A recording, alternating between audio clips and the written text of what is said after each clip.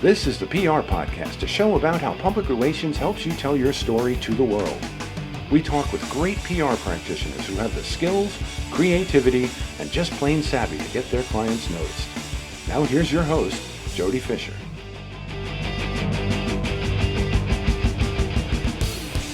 Hey everyone, and welcome to the PR Podcast. I'm Jody Fisher. Thanks for joining us. Well, do you know we have a YouTube channel?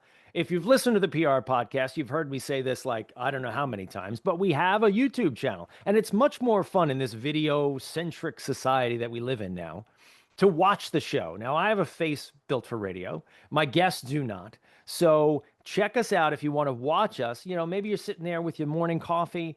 Maybe you got the AirPods in or whatever, or however you're running your morning.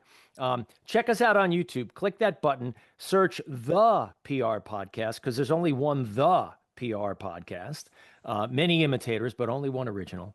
And subscribe to us on YouTube. Watch the show. A lot more entertaining. You can see me here in the PR garage for what it's worth, but you can also see our guests wherever they are in the world. So check us out there on YouTube at the PR Podcast. Now let's get on with our show for today. We got a great guest. Christiaan Brown is an SVP at RH Strategic, and he's a PR veteran who has shaped programs on behalf of Fortune 500 companies, healthcare providers, nonprofit, and early-stage startups. He believes that the next era of agency-client relationships must offer counsel rooted in empathy and strategic clarity. Boy, truer words never spoken. Christiaan, welcome to the PR Podcast. Jody, thank you. Really excited to be here. Love your podcast and excited for the conversation. Really appreciate it. And you were telling me off tape, in the green room, as it were, this is your first podcast recording. So this is awesome. It is indeed. Oh, that's great. All right. We're going to have a good time. Tell us, before we get into the subject matter at hand, tell us a little bit about your background, sort of where you came from, your career trajectory. Would love to. Jody, I have been in this industry now, communications, probably about 25 years. And I feel really blessed. I've had some unique roles in my time. And sat in nearly every position within large global agencies, from a general manager to a practice leader, to leading some really large global client relationships. And I've also had the opportunity to sit on the client side. So I feel really fortunate to have seen this work from multiple angles and from different seats. But right now at Raffetto Herman Strategic Communications, I work with innovators in tech and in healthcare, and we really work with them to help tell their stories, strengthen reputation, and connect their communications back to business outcomes. And what I think I love most about this work is it's never just been about headlines or outputs. It's about understanding people, pressures, and the purpose behind it all. And I think that bodes well for the conversation we're about to have. You don't understand that perspective until you've been on both sides of that relationship, right? And 100%. I've been in-house and at the agency. You know, I've hired agencies to work for me. I've been the agency that's working for the client. Tell me about that perspective and why having that sort of dual perspective is so important. You know, I think at its very core, communications has always been about being able to understand and stand in the shoes of who it is you're communicating with. And I think having that vantage point of being both on the client side, on the agency side, gives you that view and that understanding and that empathy for the other's role. I think it makes me a better partner on the agency side. I think it made me a better partner on the client side as well. Yeah, lots of things that you have to understand, sort of the interplay of the relationships and the pressures that everybody's under. You know, as agency reps, we get hired to put points on the board, right? But we don't get there before we establish a good working relationship with a client. And that leads into what we wanted to talk about today, leading with empathy. Flesh that out a little bit for us. What do you mean when you say you're leading with empathy? You know what, Jody, I really think it's a return to the core of our industry, as I just said prior. We have gone through a unprecedented decade, right, of a lot of change. And one of those big changes, of course, was the pandemic. It completely changed how we work. We went to a point where our commutes disappeared and we filled that time with more work. And then we reached burnout. And everyone started looking for balance in their workday, right? Which I think is ultimately a good thing. The challenge is it turned us into something that I call the checklist culture, right? Where the focus was, how do I get through with everything on my plate today so I can go have that balance in my life? The issue is it replaced um, that natural inquisitive feature and capability of a relationship where you're actually seeking to solve challenges and to understand where you need to be and where you need to help, right? Waking up thinking about your client's business. I think empathy is how we start to rebuild that connection in our relationships. It forces us to slow down. It forces us to really understand our clients, our colleagues, and their challenges. And in doing so, you become a better consultant. And I saw that moving from agency to in-house and back again, that empathy isn't this soft thing. We often talk now about soft skills as if they're not as important as the hard skills. But at its core, it's what keeps the relationship resilient, keeps the work meaningful, and ensures that there's purpose behind what you're doing. Wow, that is a mouthful, and I couldn't agree with you more. It supercharges, turbocharges the relationship, I think, between the agency and the client when you understand each other before you get to the work, whether it's the press release Yeah. or the pitch or the media relationship or the even the business goal.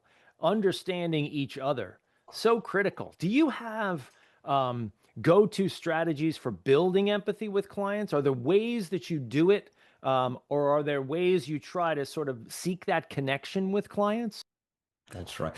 Jody, I think the most important thing, and one of the key ingredients in knowing if a relationship with a client is going to be strong for the long haul, is the ability to remove the formality that I think starts many client agency relationships. That added formality, out of respect, sometimes keeps you from asking the questions that need to be asked, keeps you from having the real deeper discussion with the client.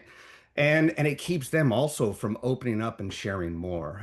So really, it's about collaboration, and moving from this focus on deliverables to understanding, which goes back to, again, the reporter roots of communications, of asking questions, seeking understanding, trying to find out what lies behind the ask that the client's given you.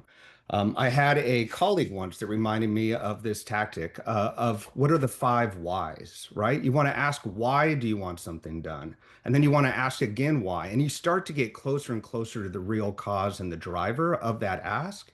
And if you don't have that insight, if you don't have that background, your recommendations lack the depth and the specificity needed to actually solve their problem.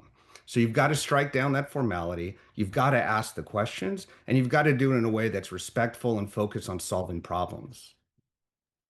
Yeah, that question why is so important because it's going to sound like, a toddler question, like, well, why? But why? But why? Yes. But it's also the question we have to answer for the reporters. It's also the question we have to answer for the audiences that we want to get to as we pitch the reporters, because we always keep in mind that the reporters are serving the audience and it's actually the audience that we're pitching, not just the reporter. Um, how do you like to ask that question, why? How do you like to get that answer back? Why? What do you look for in the response from the client when you're asking why? Yeah.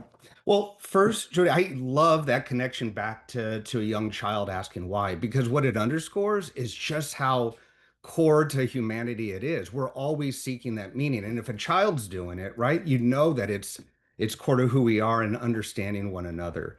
And I think that question of asking why can be as simple as that, but it also really starts to drive in to understand who are the audiences they are worried about reaching, engaging, and hopefully shifting perceptions with.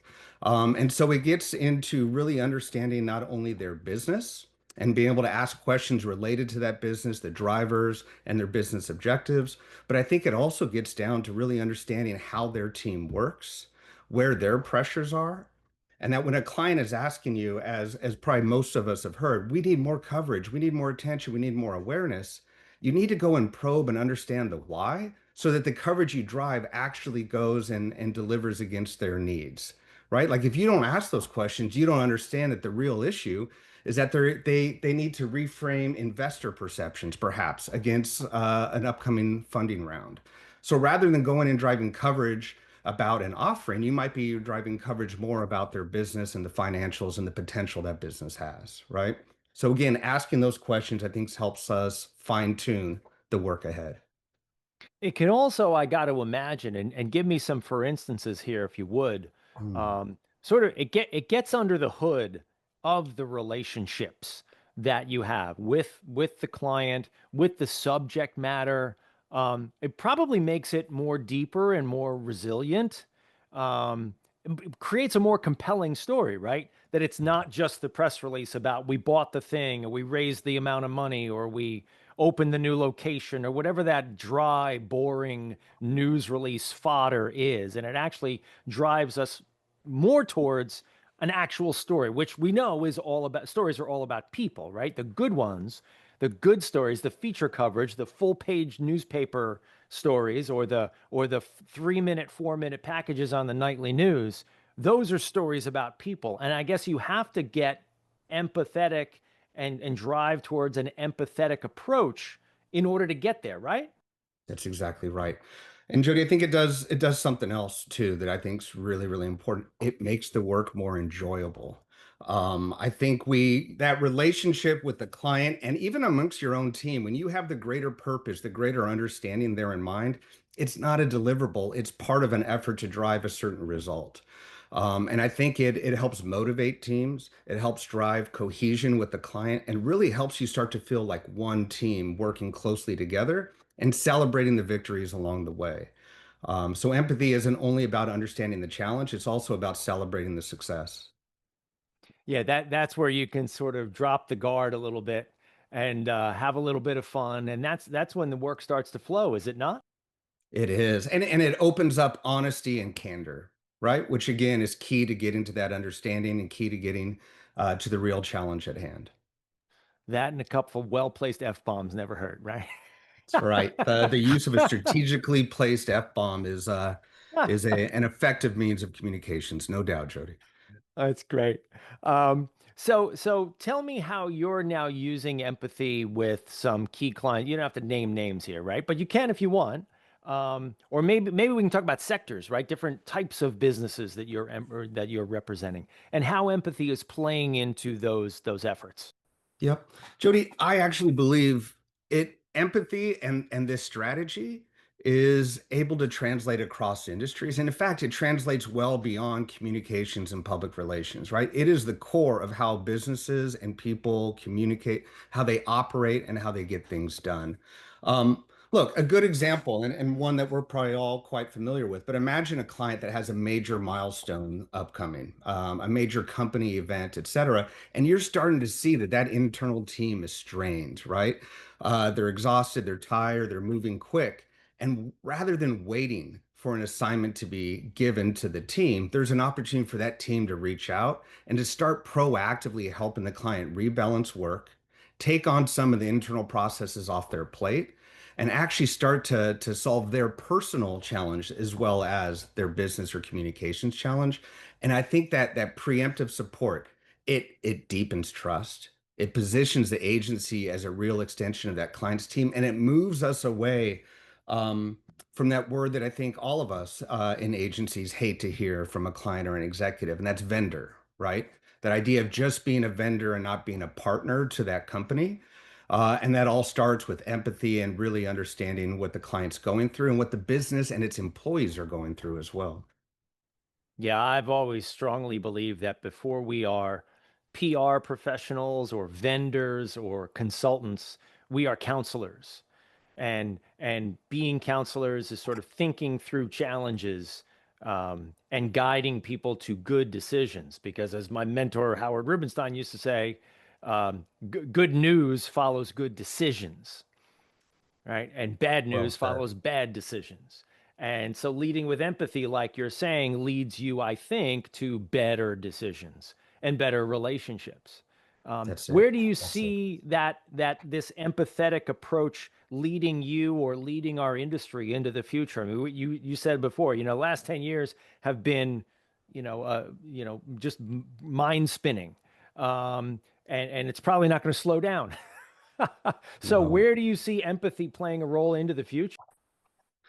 Yeah, so two areas in particular, and I think one of them also counters another trend we're seeing, which is this shift and this desire for authenticity.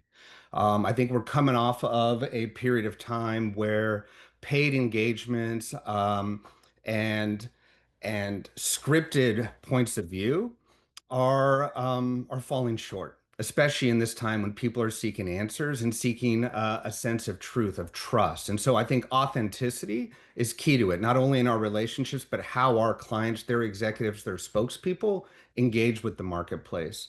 I actually believe that's a differentiator right now, right? Those executives, those leaders who can be authentic and speak from a place of truth and clarity not only build a relationship that sustains difficult moments in a business, or it creates empathy for the leader as well, which I think allows them more room to maneuver within a current challenge or issue, and it grants forgiveness as well, which I think is also really, really important.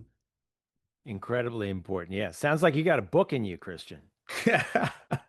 Feel like I've been living it, Jody. Um, Well, we will definitely read it if and when you decide to write it. Christian, this has been a great conversation. Thanks for sharing your story and your perspectives here today. my pleasure, Jody. My pleasure. We are not done with you yet, however. You know what's Ooh. coming next. We are going to pivot now into the rapid fire question portion of our podcast. This is where we steal a page from inside the actor's studio. We ask our guests a series of rapid fire questions meant to elicit a simple answer, maybe a laugh or two. You're rubbing your hands together, Christian. I know you I'm love ready. this. So, with your indulgence, let's begin rapid fire question number one. What is your favorite news source? Ooh, I want to start with an aggregator because I think that's where I get my news the most. I turn to Google News almost every time. And I like it not only because it learns the news things that I'm following, but I love seeing that news story across multiple outlets with different perspectives, really giving you a quick way to understand how that news is being covered from different viewpoints. But if I had to choose one outlet, I'm still a big fan of the New York Times for getting my daily news. Sounds good to me. Rapid fire question number two. What's your favorite social media platform? Ooh, that is a good one. I think for just a mindless scroll, I've got to turn to Instagram, right? Just as that moment to kind of go through and take a break from it all. But because business is the main focus, LinkedIn, um, right? I just think it is such a powerful platform and a great place to be able to see different perspectives and ideas. Yeah, the algorithm catch up on Instagram has been amazing. TikTok, I think, used to have the most incredible algorithm where you would watch three videos on the same topic and bam, you're over on that side of TikTok. And now Instagram to me is the same way. That's right. That's right. Rapid fire question number three, coffee or alcohol? Yes. But no, seriously, it probably really depends on whether it's morning or night. But if I had to choose just one, it's coffee, hands down. Give me that IV, right? Rapid fire That's right. question number four, what's your favorite on the run food? That's a good one. I'm going to go with burritos, Jody. They are uniquely designed for mobility, and a good breakfast burrito is a great start to any day. All right, we know you're in Seattle. Where's the Seattle go-to burrito place? Ooh, that is a good question. We've got a couple neighborhood shops here and also a chain called El Rinconcito that I think does a really good job of a solid meal at a really good price. All right, if you're listening from Seattle, let us know. Rapid fire question number five. What do you want to be after you finish this career? That is such a great question, Jody. I've always wanted, from the moment I graduated college, to find a moment to shift my focus to a cause, right? And to start to work perhaps in a nonprofit. And particularly, I've always found this interest in wanting to help youth hone their communications art skills, right, on behalf of their local communities. I think as we're seeing local news diminish and communications increasingly favor those with the resources, I don't think there's ever been a more important time to bring those communications arts back to local communities and put them in the hands of our youth. That's a noble cause, and I couldn't agree more, man. Christian, this has been a great conversation. Please let people know how they can find you online. Thank you, Jody. Easiest place is through our website. It's rhstrategic.com. But you can also, as we discussed earlier, find me on LinkedIn. Sounds good. We'll put all the links in the show notes. Thanks again, Christiaan, for joining us. And thank you, everyone, for listening. Please remember to subscribe to the show. Connect with us on Facebook, Twitter, Instagram, and TikTok at The PR Podcast, and send us a question or a comment.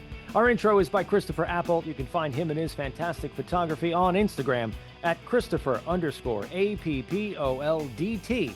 Check him out there and hire him for all your photography needs. You can find me online at Jody Fisher on all the socials and on the web at jodyfisherpr.com. We'll see you next time on the PR Podcast.